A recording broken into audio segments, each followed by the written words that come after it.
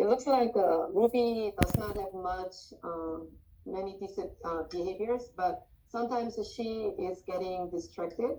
That was the only part that teachers commented. So I just put up test behavior, and I said that easily distracted, and sometimes she does not complete the task. So that only I just mentioned that part. Uh, and so yeah.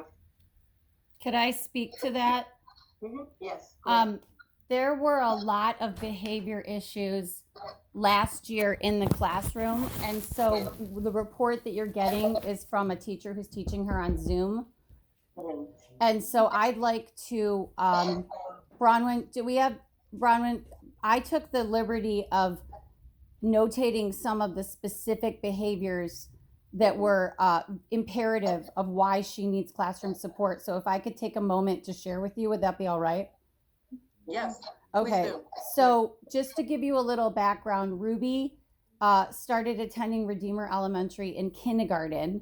The class sizes are 10 children or less and did very, very well in kindergarten, did not have too many behavior issues because it was such a small class. When the IEP was implemented was first grade because it was a very big academic and behavioral leap for her because it's sitting in classrooms all day. So we implemented with the school the IEP from Richland uh, and brought it over to her school. So she did have a classroom aide for her, even though it was a small classroom. She was allowed to go to the bathroom. This is up until third grade.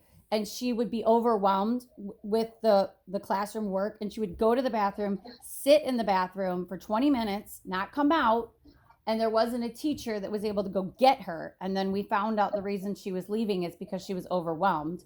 And when she gets overwhelmed, she would act out. So then she would go under the stalls when other children were in the bathroom on more than 3 or 4 occasions. This happened first, second, and third grade. And with Ruby's personality and her speech wasn't appropriate to express herself of I'm overwhelmed, that was her way of acting out. Also, her doctor had ordered that every 30 minutes for brain regeneration because of her trisomy 21 diagnosis, she needed a 1 to 2 minute stretch break.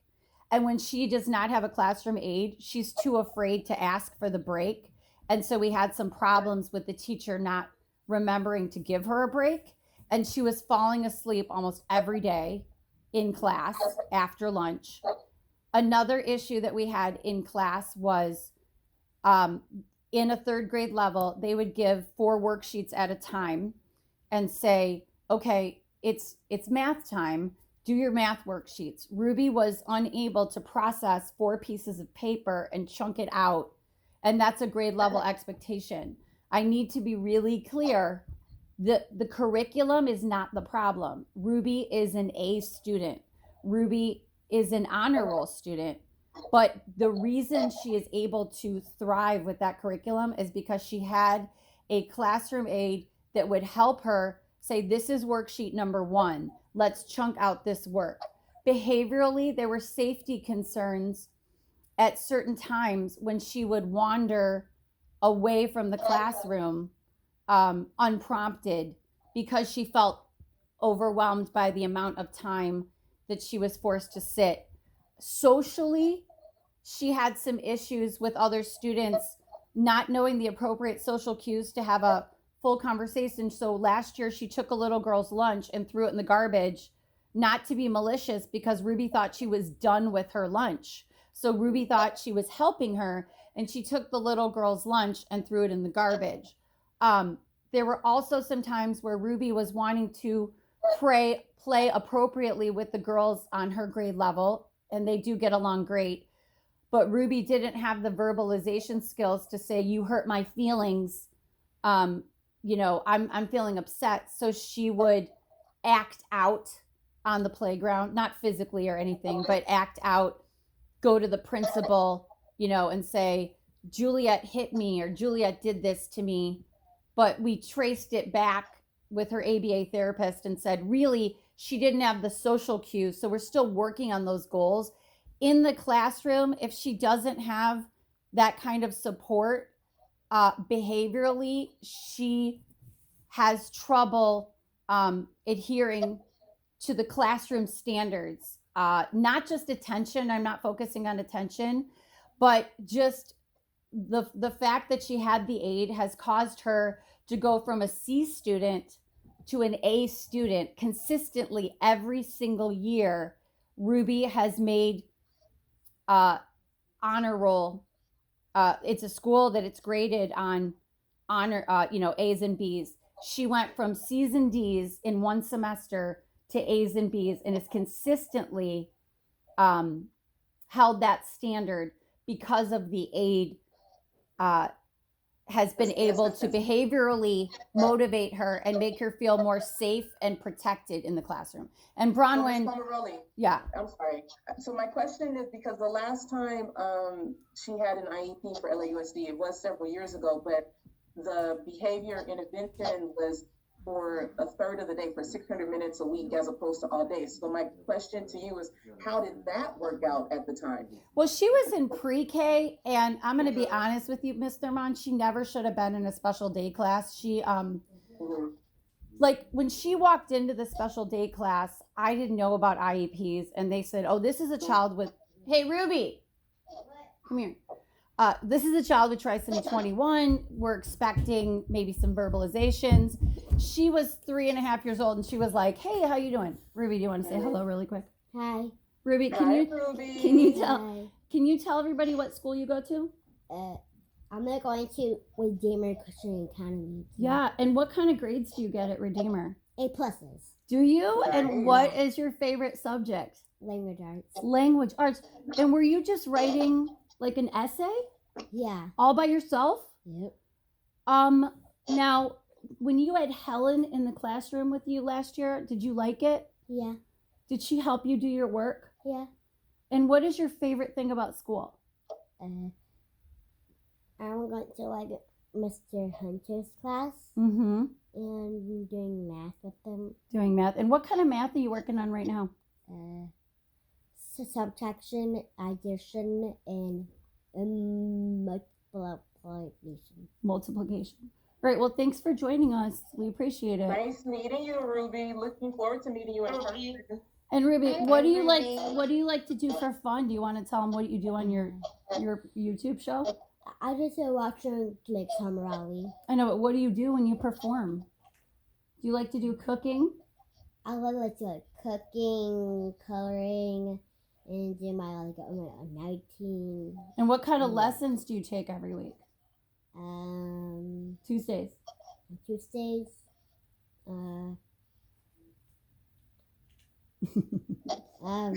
Jazz.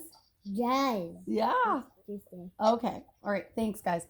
Thank you. So, you guys, she was just like way far advanced in what they were doing in that pre-K classroom. They were doing ABCs, and she walked in and knew everything already. So that IEP, they gave her an aide at Richland full time. She had an aide, but she did so well during her pre-K year. They were like, "Oh, she's not gonna need it as we progress." But then she went to Redeemer, and she jumped to first grade. Kindergarten, she did not have an aide, and she was in the spelling bee. She was reading and writing when she was 5 years old. So she's not a typical child that they would have expected with that diagnosis to thrive the way she has. So third grade was a huge leap, and I think that it just shocked her system. Bronwyn, I know that we had notated if I missed anything. Did I miss anything behaviorally? I think you got everything, but I wanted to, I think at the previous IP, Ms. Thurmond had mentioned 600 minutes of the behaviorist, and I think that was specifically for when Ruby was placed in the general education kindergarten classroom, because I think 40% of her day she was in the special day class, and then they had aides in there already, and then the 600 minutes were specifically for when she was placed in the general education classroom. if I had stayed at Richland, I would have gone to appeals and I would have had her in a general ed classroom. Her teacher, Miss DeFazio at Richland, said to me, I don't believe she belongs in this classroom. This was a private conversation that we had, but I was really uninformed about IEPs and I didn't know how to advocate at that time. But so she has an aide. She has two aides at Redeemer from first, second, and third grade that alternated. And just to be full disclosure with you, I feel like there's been a lot of maturity since she started the Zoom learning. I don't know that the recess would be a problem anymore. I don't know that like her lunchtime would be a problem. She's grown a lot socially over the past year, and her teachers will, back that up. I hope that's helpful information. But yeah, Bronwyn's right. The aide was going to be full time when she was in a gen ed setting. Okay. Yeah, And she is going back to the classroom if the school opens, but as soon as any school opens, I need her to be back. No, yeah, for sure. Yeah, I just was curious because I was looking at the history of IEPs in our system. And so I was curious about that, how she was in the special day class, but she spent the majority of her time in the general education curriculum. But again, it was 5 years ago. So yeah, she was 4. They would have taken her out of special day class in 2 seconds. I mean, she was already learning.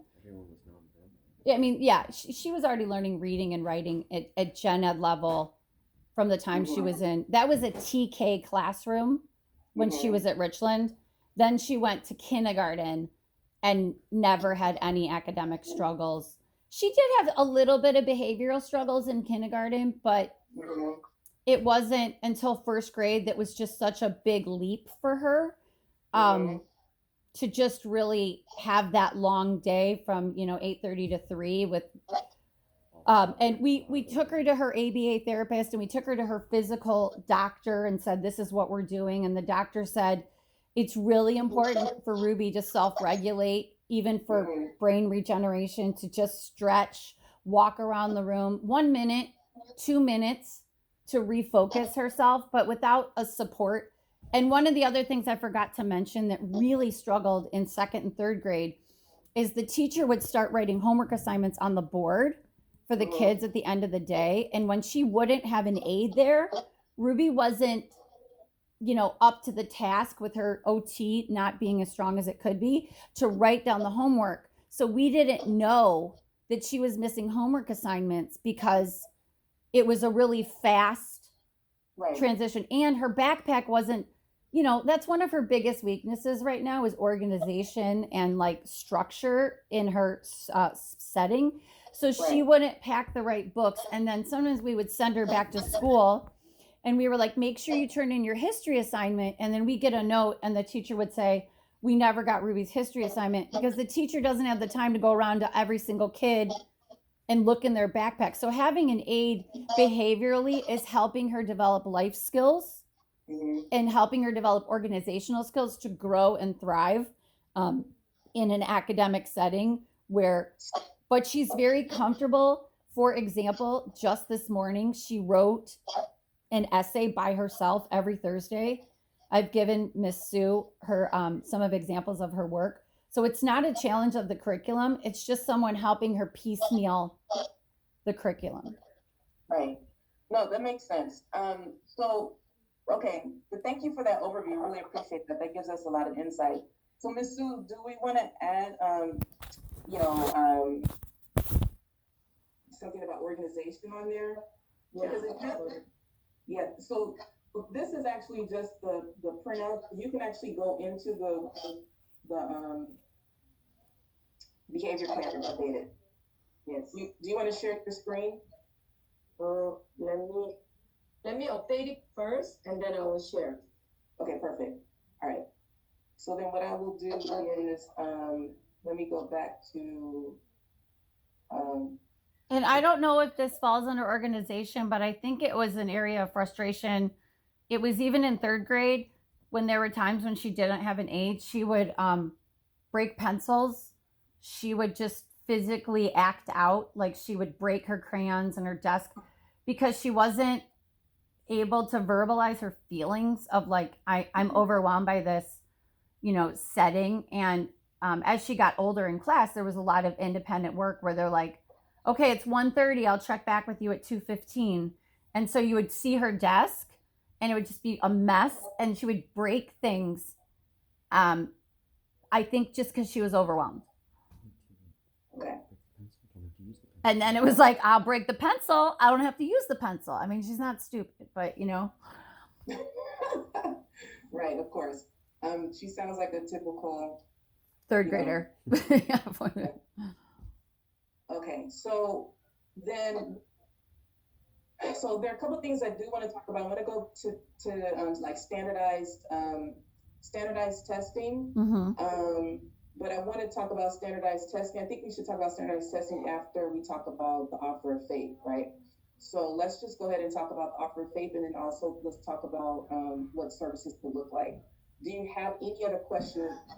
Can I just, I have Bronwyn here as my support. Bronwyn, do you feel that I covered everything that we discussed in her behavioral needs? Yes, I think you covered everything. I was reading along with our notes as you were speaking, and I think you covered everything. Okay, let's proceed. I have no questions. Okay. So I also wanted to let you know that we have another person who has joined us. We have Tiffany Seppi, who is our director of inclusion services on the call. Actually, let me just do this. And so based on the last assessment that we did, and maybe my video, maybe my internet a little more stable now. The last assessment we did was 5 years ago, and as you said, you felt that she wasn't appropriately in the appropriate placement then, and based on the level of support,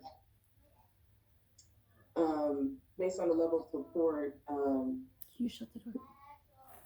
she probably just needed a little behavior intervention to kind of help her, guide her with her coursework. Okay. And she did So- get ABA therapy back then. I didn't mention it because it wasn't at school, but I really do feel that early intervention was very helpful in helping her thrive in the way that she's thriving today.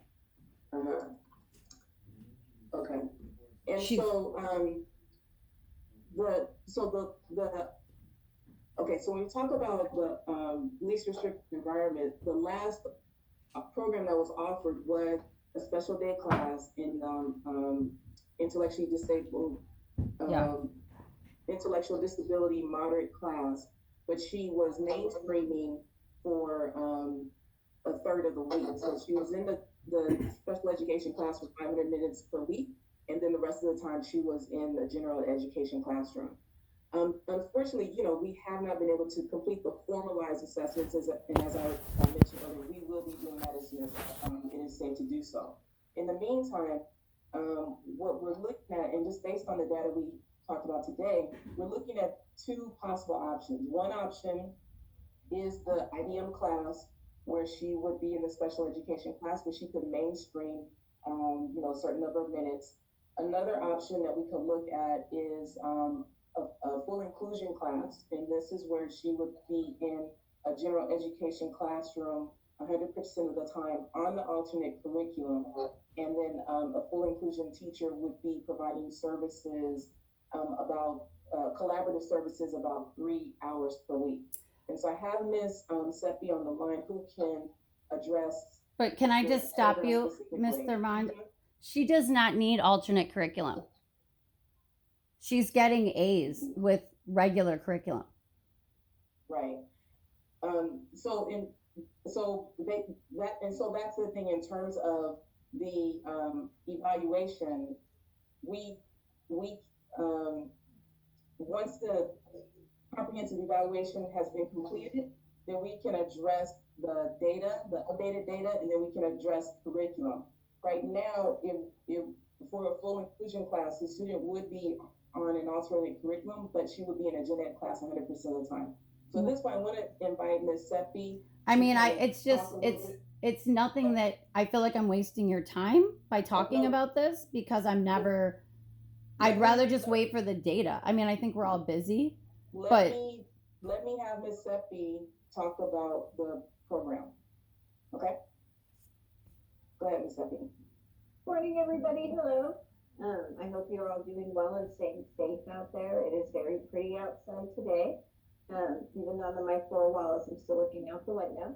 I really just wanted to come in today. I know that one of the offers that's being, I guess, looked at is inclusion service. So really the rundown of inclusion service is that it is provided for students who are on the alternate curriculum and in a general education setting for 100% of the day. That means that the student is on the general education teacher's roster and that they are participating in the general education class. A service provider, it is a service.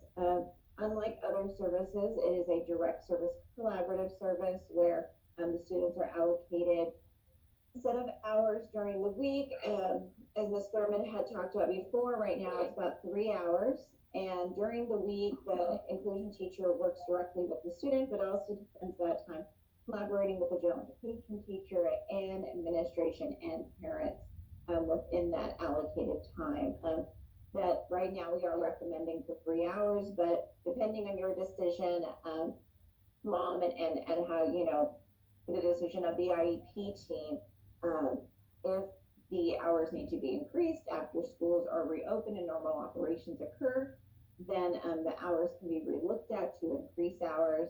But again, this is the service for students on the alternate curriculum because the inclusion teacher is providing modified assignments based upon the work being done in a general education class. So that's really just a rundown of inclusion service. If you have any questions, please feel free to ask me, but I will hand it back to you. So Ms. Pomerelli, what is? That's not an option for her. She doesn't need it. Ms. Bronwyn, can you please speak? Bronwyn.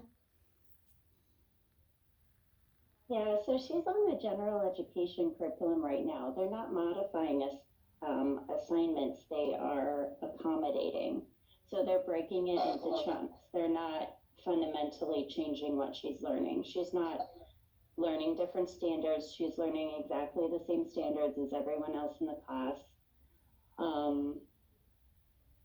I just don't really understand why she would be forced to be on a different curriculum if she came to public school. And all the data that I have presented to you is A grades. Miss Sue can speak to that. She's getting an A average in her class right now. This is so confusing to me why you wouldn't she just needs to be in a general ed class doing general ed work because she's proven that she can do that. So I don't really want to talk about alternate curriculum and especially not special day class because that's comical. She's doing multiplication, she's reading, she's writing 2-page essays, she's doing everything, every single piece of homework. She writes 22 sentences a week. Like she's doing everything that all the other kids are doing and she's getting A's and B's. So I don't want to hold up her education and limit her. She doesn't need it. So Ms. Seppi, could you, so in terms of the class itself, outside of the work that the inclusion teacher will be providing, would all of the curriculum be modified or part of it, or? It really depends on the student's IEP goals. So the work is modified and it is done by units. There is specific modifications provided to the work, but there's also general modifications that are done to the classwork. It's not assignment by assignment, but some of it, it's just that the student may need general mods done, modifications, not every piece of work modified. So it really depends on the student and what the student has been doing. As well, including the modifications with the accommodations as well. I just And- think that this is, I mean, I think there's some students out there who really need that, but we're talking about a student who doesn't. So this is a futile, like, I've given you data, I've given you testing, I've given you her resource teacher, Helen, I've given you her teacher in Redeemer, who's known her for 5 years. You can look at her report cards. I just think we're wasting our time talking about a modified curriculum. She doesn't need it, and I don't want to limit my child. If a child can do the work, they should be allowed to do the work. I want Ruby to feel like a gen ed student doing gen ed work just like all the other kids. One thing that every teacher that Ruby's ever said is she models up.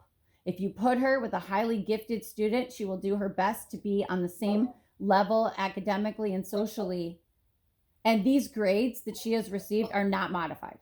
And I will add that the curriculum in her private school is advanced curriculum. And Miss Sue might speak to some of the work that I've shown, some of the testing that I've shown with her grades. They were done independently. Right, so again, so this is what I'm gonna say, I mean, we hear you and we're looking at the information that we have the information that you have provided, we have information from her current school, and then we also have, information that we've collected and from our past assessments. In terms of, the evaluation, this is the reason why we want to make sure that we have our completed formalized assessments as you agreed upon in the FSA agreement, and that will be done as soon as possible. If the team decides that we offer the full inclusion class, you can take the IEP and you can write out your concerns and what it is that you would like as a response to the offer that we provide you. I know, So let me- I know so let that. me- But I just Yeah. feel like we're wasting our time. You're all busy. I'm busy. Miss Well, Seppi, thank you so well, much. But I'm not going to talk me- about alternative curriculum at all. I Okay. don't want to talk about it. So I would have to disagree that this is a waste of time. No, I mean, the because- talking about the alternative curriculum is a waste of time. There's no way that I'm going to even agree to it, or her teachers would want to agree to that. It would feel so limiting to Ruby as a student and as a person, and I'm not going to do that to her. Okay, so, Bronwyn, do you Yeah. have something to share? Can Bronwyn please share? Yeah, sorry. I just wanted to make sure everyone understood that the goal for Ruby is to graduate from high school with a diploma, Absolutely. not a certificate. And to go to She- college. and to go to college. It's not to have a certificate. It's not to be on the alternate curriculum. We can have the assessments later, but before. So But let me- in the let me- meantime, oh, go ahead. I'm sorry, I'm sorry to interrupt. Let me just say this, because I know that, so this is the first time you're meeting us, you know nothing about us, right? And so just let me just say this, like, we do want what's best for Ruby, and one of the reasons why I feel like this conversation is important, and to also develop a game plan in terms of next steps, is so that, we do what is best for Ruby. We also have to acknowledge the reality that we're in right now, right? And so based on, what the options that we have, because we also, as a district, we want to make sure we have completed our due diligence, we've completed all the assessments we have done. We have done a partial assessment. We will continue to fulfill our obligation as agreed upon in the FSA agreement. Can I ask a question, Ms. Thurmond?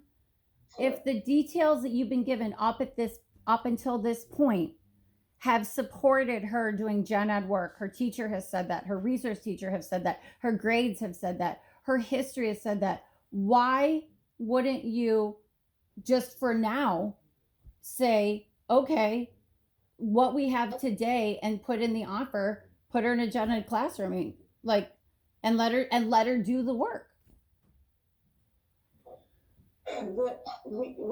Because our assessments have not been completed. So the last assessment that we have on record has was all. Well, she was 4 Right. and she's turning 10 this month. So, So again, so what I'm saying is, in terms of our offer of faith, what we can do, and this is, the offer could be, offering a full inclusion class, that way she's in the general general ed class 100% of the time. We also heard you in terms of like behavior intervention. We can implement a service of behavior intervention, so she would be able to have someone who would be able to support her work and access to the curriculum, right? Mm-hmm. She'd be in the classroom, so she would have access to the general education curriculum, and she would be, the IEP would say alternate curriculum. However, she would be exposed to the general education curriculum. That's like saying I'm gonna go to Disneyland and you get to stand outside and you can watch all the regular kids ride the rides. That's so I like understand what you're saying, like and Ruby needs to go and graduate junior high school, and then Mhm. she might apply to a private high school, and then her IEP would say she had alternate curriculum, and they would No, not no, no, no, accept no. So her. let me just say this. We as soon as it's safe to do the reevaluation, we will do the reevaluation. Well, I'm This just is- I can't say I agree with you, Ms. Thurman, when you say somebody's exposed to the general curriculum. That's like going, hey, all the kids are going to play kickball and you can sit on the bench, but you get to sit on the bench right next to them playing kickball. Like that's really nonsensical to a child like So Ruby. if we're looking at that aspect, I think, I just want to explain something too, is that if we are looking at, if the student's sitting there, the student's not sitting there, we're modifying the way that they can participate. So they still are, and really up to this IEP team and to the mom, but I just wanted to explain that for students who are in alternate curriculum, they aren't sitting on the sidelines. They actually are still participating in the lesson, and they are still participating in the unit. It's just that it's chunked a different way, and that some of the other language, say in a reading assignment, may be taken out of that reading sample so that the core content of the reading sample is shown. And my child would not be someone who would qualify for needing that at all.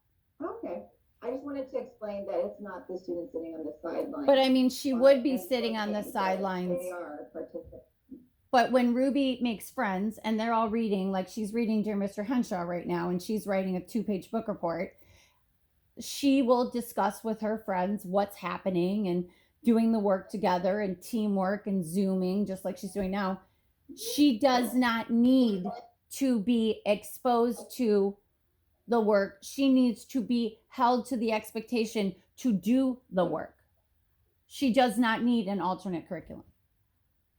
Bronwyn, can you share? Yeah, but students on the alternate curriculum are still held to the same expectations, just differently depending on, excuse me, my dog is digging into a wall right now. Bronwyn, did you have something to say? Bronwyn, did you have something to say? Yeah, so, Ruby's goals as they were written right now, the goals that all of the providers took all that time to write, those are goals for me. Those are not goals for the alternate curriculum. When we're talking Do you want to say anything? her writing goals, her reading goals, those are not modified TAC reading. So I think that's the basic issue here, is that she doesn't need modifications When to the Bronwyn stops curriculum. talking, She go doesn't get need her and less tell her to come in here. They're having a problem with their computer. to work with. She needs the general education curriculum, and children on the modified curriculum are, am I correct in they get a certificate, they do not get a diploma? What we That is my what is worst not nightmare. Right, and so again, as I mentioned, once we are able to complete the full comprehensive comments and evaluations, we'll be Can you able go to get look Bronwyn? at the data and have that conversation Can you as please? IEP team. So, yeah, sorry. So can I just restate what I think you mean, so that, just saying, until you complete the formal evaluation part, we are